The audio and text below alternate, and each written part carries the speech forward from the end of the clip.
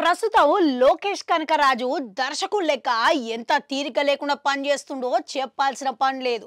ఇక ఆయన super star Rajinikanth కూలీ సినిమాలల్లా క్షణం తీరిక లేకుండా పనిచేస్తున్నాడంట.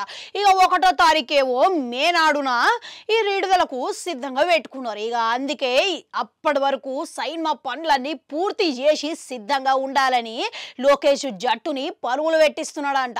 అయితే లియో తర్వాత లోకేష్కి వెళ్ళి వస్తున్న చిత్రం ఇది. అందుకే లియో ఓ మోస్తారు టాక్ అందుకున్నప్పటికీ ఈ నేపథ్యంలో ఈ సినిమాతోని ఆ సత్తా ఏందో సాటాలని మరింత దృష్టి పెట్టి పనిచేస్తున్నాడంట.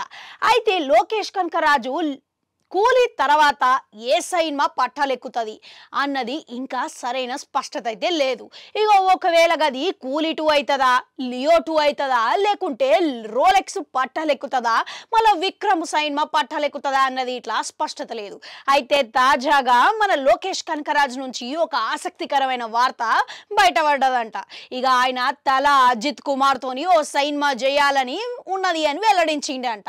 ఇక సార్ తోని ఓ సినిమా చేయాలని అందరి లెక్కనే నేను గిట్లా అనుకుంటున్నా, అది తొందరలోనే జరగాలని చెప్పి ఆశిస్తున్నా అని ఆయన ఆశాభావం వ్యక్తం చేసిండంట.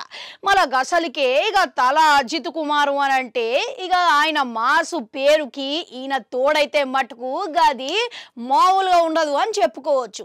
అంతేకాదు ఇక తమిళంలో ఈ మాసు హీరోలల్లా ఈయన మాసు పేరు అనేది చాలా ప్రత్యేకమైనది. ఇక ఈ మధ్యలో తల అజిత్ చేస్తున్న సినిమాలన్నీ మాసులకు దగ్గర అవుతున్నాయి అన్నమాట. కంటెంట్ దగ్గర కౌట్అవుట్ అన్నట్లుగా కుదురుతున్నది. ఇక ఇప్పటికే విశ్వాసం పలు సినిమాలతోని ఆయన మాసు పేరు అనేది మరింత రెట్టింపు అయితేనే ఉన్నది. ఇక ఎంత తమిళంలో రజనీకాంత్ మన విజయ్ మాస్ హీరోలు అయినా సరే కానీ ఇక అసలు తల అజిత్ మాసు పేరు ఎంతో ప్రత్యేకమైనది. ఎందుకనంటే తమిళంలోనే కాదు తెలుగులో గిట్లా ఆయన మాస్కు పేరుకు చాలా ప్రత్యేకమైనది. చాలా మంది అభిమానులు గిట్లా ఉన్నారు. ఇక ఇప్పుడు అటువంటి మాసు హీరోతోని లోకేష్ కనకరాజు జట్టు కుదిరితే ఇక ఒక్క సినిమా పడితే గినక అది వేరే లెవెల్ ఉంటుందని చెప్పుకోవచ్చు.